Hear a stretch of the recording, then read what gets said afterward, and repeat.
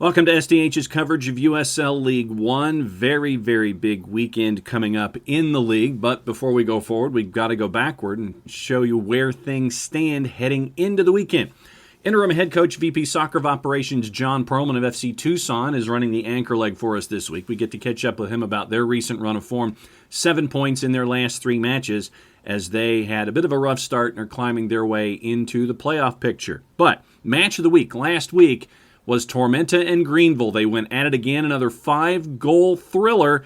Here's your highlights, courtesy of our friends at USL League One, ESPN Plus and YouTube. And we're off and running. Greenville and Tormenta, yet another chapter in this rivalry. And it begins now. Ball sent over, top of the box. Walker fires, diving, stopped by Hara. Mohammed back in there, floats through, and it's in! A couple of times, but couldn't keep this one out. Let's take another look at it on the Green Cloud defense replay. That was an amazing save. Lomas just got the rebound go past, and the cross came in from Mohammed. And by your Greenville triumph. one thing about this formation doesn't lend itself so much to crosses unless your wingbacks are really getting involved. Morale plays it over, knocked down by Hara. Walker on the backside, he puts it in! Aaron Walker finds the second for Greenville, and they're off and running in the second half. See how happy that's making Tyler Pollack and Don Smart. They're having a little dance there. Just taking a look on the Green Cloud defense replay. Yeah, lovely left-footed finish by Walker, and you can Followed it. oh The nutmeg. Put in, Lomas puts it on frame, off the post and cleared. what a goal that would have been. That would have been. Yeah, Greenville did a good work of scrambling back. Good work by Rodney Michael. He is again. Played in, Micheletto turns, fires, it's in! Marco Micheletto, another goal just like Wednesday night. And Tormenta on the board. Look at on the Green Cloud defense replay. Maria was just a little late to get there. Meyer has scored from the set piece. He has assisted twice this season against Greenville from the set piece. And Micheletto as well can power through this one. Fired through and in. Tormenta equalizes. And again, it's a set piece from Luca Meyer. Home for John Hart's men. It was a lovely take and free kick. Here's Meyer cutting upfield. Still Meyer. Can he add to his night? Ball sent over, through, Muller runs up, fires it, and it trickles home past Dallas J. 3-2 Tormenta. They have made the full comeback here in the 80th. I mean, Luke Myers just taken over this game, Chris. So John Hart's, we know he loves him, but I'm not sure how much he loves him right now. Luca Meyer building it up out to Liotti. Ball sent in. Backside, put out of play. And there will not be time for that final corner kick. Greenville goes down. Tormenta soaring in this second half to a 3-2 victory. So let's take a look at the other results from the week that was. Tormenta's 3-2 win over Greenville was part of a big Saturday. Back on Friday the 16th, Union Omaha Forward Madison, a 1-1 draw at Warner Park. Same score, Richmond and Fort Lauderdale CF at City Stadium. Same score, North Texas at Globe Life. And Chattanooga Red Wolves FC Tucson beating New England Revolution 2 by the score of 4-2. Same score, Toronto FC 2 beating North Carolina FC at Wake Med, and then North Carolina FC turns around 2.5 days later, really, and on Wednesday the 21st put 4 on the board, shutting out Richmond by the score of 4-0. And then that gets us into the standings heading into the weekend. Union Omaha top of the ladder at 23 points, ahead on goal difference over Chattanooga. Both teams unbeaten in their last 5. 2 wins for Union Omaha, 3 draws, 1 win for Chattanooga, and 4 draws. Greenville is in third at 22 points after 13 matches. South Georgia Tormenta, 16 matches played at 19 points. They are ahead on wins over Toronto FC 2, who's at 19. Fort Lauderdale CF, 15 matches played. They're at 18 points. That's the playoff bar. 7th is Forward Madison at 17. New 2 is in 8th at 16. ahead on wins 5-4 over Richmond Kickers, who are also at 16 points, and FC Tucson, who's at 16 points in 10th. But once again, you look at the difference between the points, 4th to 11th with North Texas at 15 points. 4th to 11th, mind you, right now, separated by 4 points. North Carolina FC has won 2 in their last 5 after 12 matches. They are at 9 points. Speaking of FC Tucson, the anchor leg this week, Jon Pearlman, the interim head coach, VP of Soccer Operations, to talk about their recent run of form. Once again, we mentioned it, 7 points in their last 3 matches after a rough start in USL League One here in 2021. What's been the difference? That was the first question we asked Coach Pearlman. The players, obviously. For me, coming in as an interim coach, we met with the staff, and what we were saying was we didn't think things were broken. We thought they needed to be slightly adjusted and tweaked in a couple areas. And we feel like we've done a decent job so far of addressing some of those areas. We have a long way to go if we're going to be there at the end. But, the reality is, we're scoring goals now. We're making less critical errors in key moments. And for the most part, we feel like there's an improved esprit de corps. I mean, what I would say is that everybody's working very hard to change our outcomes right now. So that's happening in training, that's happening from the staff, that's happening on the field. And some really top quality players of ours are starting to find their form. And we always needed those players to really be in good form for us to be able to get results. So we're seeing guys that we needed to play better, especially on the attacking side of the ball. And we added, I think we added a key piece in Tormenta Uzo, which really changed the dynamic of our attack. We can attack you in a couple different ways because he's a really strong hold-up 9 and really presents problem on both aerial, dead balls, and how hard he works defensively from the 9 position. He was one of our, we obviously use a system to shout out to Player Maker for our data on our running and our touches on the ball. And, Toby is outscoring midfielders in terms of the ground he covers because he's so determined to be helpful on that side of the ball. So really just us working hard. Obviously, it's always about the players. My job is to make them, as I've said a couple of times, the best versions of themselves. They already have enough quality, and just buying into the fact that we need the collective to be greater than the sum of the parts. And we're seeing some moments with that. Obviously, a big game against Omaha will be a really good test for us, but it's been a good month. I'll get into the preview of what you see with Omaha in just a little bit, but you mentioned Toby and you mentioned the goal scoring. One of the things that I think that if someone hasn't seen FC Tucson this year, when it comes to your offense, you're getting a lot of input from a lot of different places. I mean, I think that your leading goal scorer, you're tied. 2 guys have 3, and a lot of other guys have contributed. And so I think that, that you look at what you're getting it from a lot of different angles so far to this point of the season. Yeah, I think it speaks to the depth of our attacking options. We have players that even some of our players who haven't even been completely healthy and coming into form. But again, you're seeing obviously Charlie Dennis, Daniel Bedoya are very dangerous on dead balls, but also can score in the run of play. Shaq Adams obviously is coming into form. Derek Korf can be dangerous. We have, and then Kevin Rodriguez and Joel Delgado have now found their fitness while coming off injuries. And both of those guys are absolutely coming off the bench in the substitute role, along with Manu Ferriol, can produce fantastic goals and moments. So that's not even to speak if we have, some quality set piece moments, and the fact that Maxi Schenfeld and Noah Frankie are 2 of the better attacking outside backs in the league. So again, we can hurt you a lot of different ways. As of recently, we have hurt teams a lot of different ways. We have, in the games I've been coaching, we have 8 goals in the last, 3 games. And if we're scoring 2+ goals, we should be able to keep teams from scoring multiple goals in games if we're organized. And it really gives us a chance to win and move up the table quickly.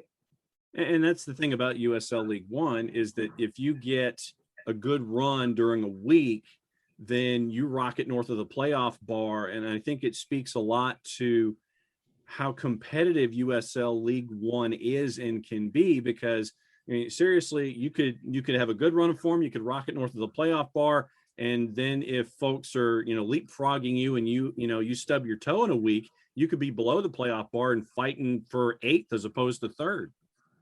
Yeah, I mean, we picked up 7 points in the last 3 games, and we've moved up a singular spot. But what you can say is, you're looking at the result last night with North Carolina. North Carolina is a young team that has talent, and some of its older players are coming back now, and they're coming into form. There's not a single game you can have on the schedule that you don't know that you're in for a dogfight, and you better come mentally prepared and physically prepared, because the reality is we have 1 through 12 can all beat each other and have proven that. North Carolina can go to Greenville and get a draw and rule and have more possession. I mean, you watch, teams go on the road and have good results against, quality sides. But, it comes down to the teams that are going to be there at the end are the ones that have the best concentration and make the least mistakes in critical moments and stay with it when things get difficult. You've seen Chattanooga pick up late wins and late points. And the teams that are doing that, the teams that have dropped late wins and late points are not going to be there at the end. So we're trying to be on the opposite end of that now. And that's really the challenge put before me to be able to do that. So the staff is committed to that. The players, we're getting them committed to that. And, just humbly going about our business, knowing that we can't get too high or too low for a good run of form, because two games out of form and you're back down chasing your tail. Jon Pearlman, interim head coach, VP of Soccer Ops for FC Tucson, hanging out with us here in the anchor leg for SDH's look at USL League One. And this is something that I wanted to get in with you, and I like to ask all of our guests about this, because right now, and you can look at this from both administrative and from a coaching perspective, right now, early in the season, you had a dance partner with Toronto FC2. They were hanging out there with you.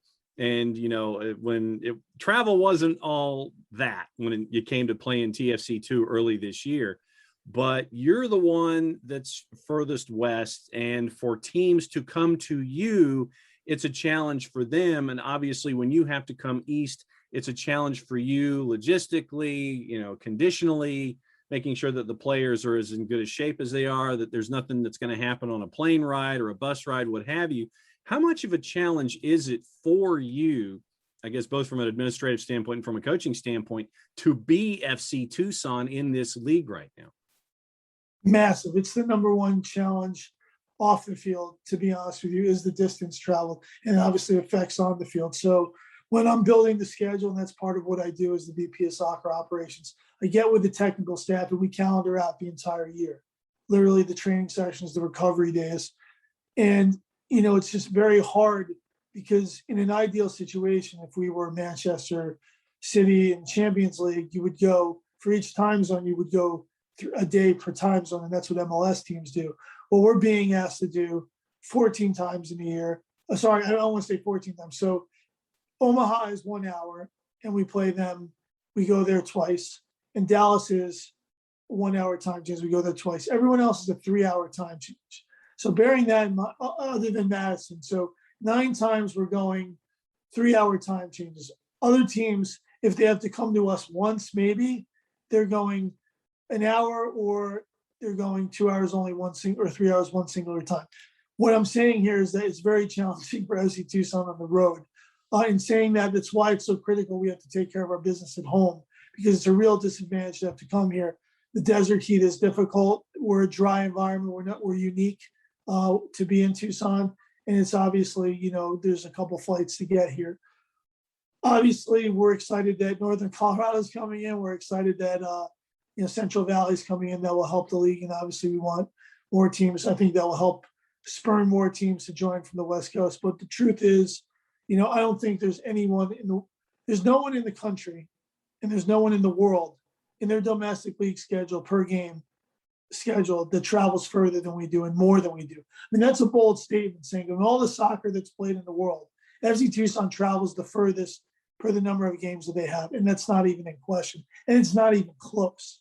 Now, that speaks to the U.S. and challenges of being a soccer team in a country that's much larger as opposed to England when you're driving to your games. However, we're smart. We have a great physical staff. We have a really good periodization. We have used all the tools possible to take care of our bodies and our training rhythms. We have to be smart about how hard we push because everybody wants to go harder, harder, harder, but we have to go smarter, smarter, smarter. And this is a marathon, not a sprint this season. So it's really pleasing to me that we're still in a position. We haven't played ourselves out. And we have a couple, we've had more away games than home games so far, although that's starting to even out. So we have a real chance here to be successful. But yeah, the challenges of travel for League One are tough for everybody. There's no question. Is there anyone that has it tougher than us? I can say definitively, no way. All right, let's get into study hall here. It's this week you're going up against a very, very tough Union Omaha side. And, there have been teams that have come up and bit Union Omaha and their hot start. It's, folks are kind of catching up to them a little bit, second and third time through the batting order. But when you look at Union Omaha, what has study hall been like for you this week and what do you see in them in this challenge? Absolute commitment by a team from the group to work as hard as they can to create opportunities and to defend as hard as they can as a collective. Jay Mims is a friend. Obviously, his roots are in college soccer. Jay Mims loves being the underdog. Even though Omaha has been at the top for now 2 years, they have that underdog mentality the way they go about their business. We're from a smaller place. He did it against Creighton when was at UNO. Again, even though they've proven themselves as a front runner, they still take that underdog mentality. When you play Omaha, you're going to get a physical game. You've got guys that come up in big moments. You have hard workers. They can play a bit of football, but again, they've conceded 9 goals. We've conceded 21 goals. So if you think you're going to run and score 3 or 4 against Omaha, you're not. You've got to be timely in your finishing. They give up the least number of chances.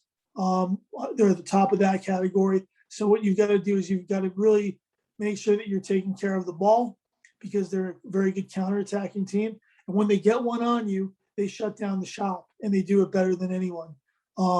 So for us, the challenge is where do we see some opportunities to attack? Can we dictate the pace of play at home in Tucson on a bigger field and keep the ball? And then the set piece battle, Omaha is great off set pieces in the attack. They defend them very well. But we've added Toby. We have some other tricks in the bag, obviously, that we've been able to execute. But the game will be decided in moments. I've said this again. USL League One is a very transitional league. Usually you're getting your goals on mistakes and people breaking quickly when teams are unbalanced. It's very rare, and not that there aren't very good playing teams here, where you're going to see a 13-pass sequence across in the finish. It's rare all over the world. So the concentration in those key moments to not give the ball away and then to react properly when you do make a mistake, no one does it better than Omaha. And we've challenged ourselves this week to do that. We've sped up play. We've shrunk the distances. We know how quickly they close the ball. We know how hard players like Devin Boyce and Greg Hurst work to press. And obviously they've got a lot of talent on their team and have a huge amount of respect for what they do. So we'll be mentally ready. Obviously we hope we can use the size of our field and the attacking options we have to threaten them. And then we've shown we can score goals late in the game and we can both score goals early in the game. So we're not afraid to go to our bench and wait for the goals to come from there. It could be 75, 80 minutes, and we're willing to wait that time and keep the ball till we can open them up. But obviously, we don't want to concede early, and that's been a big focus for us. All right, let's get a look at the schedule coming into the weekend. You have the one match on Friday night, New England Revolution 2 hosting Toronto FC 2, 7 o'clock at Gillette. You look at the juice boxes in this one, and New 2 is a favorite at a minus 135. Your draw is a plus 278. Toronto FC 2 is a plus 305. Your weekend, 4 matches on Saturday the 24th to go with the one match on Friday night. Chattanooga hosting Greenville at CHI Memorial. That's at 7 o'clock. Forward Madison hosting Fort Lauderdale CF. That's at 8 at Breeze Stevens. Richmond goes to Irk Russell Park to take on Tormenta, also at 8 o'clock. And at Keno North at 10, FC Tucson hosting Union Omaha. Great to catch up with Coach Pearlman to find out about what he thinks about Union Omaha and that match this weekend and the run of form that FC Tucson has been on recently. So once again, thanks to you for your interest in USL League One. If you are near a match, be sure to partake in the matches of USL League One, quality football that you get to see on a weekly basis in each of these markets. And if you don't and you're still interested in catching some of the great rivalries that are building in USL League One, go to ESPN Plus and keep an eye on them there, or watch locally if you can't make it out to a match. So for everybody here at SDH, I'm just John. Play it safe, everybody. Enjoy the games in USL League One. There can be only one.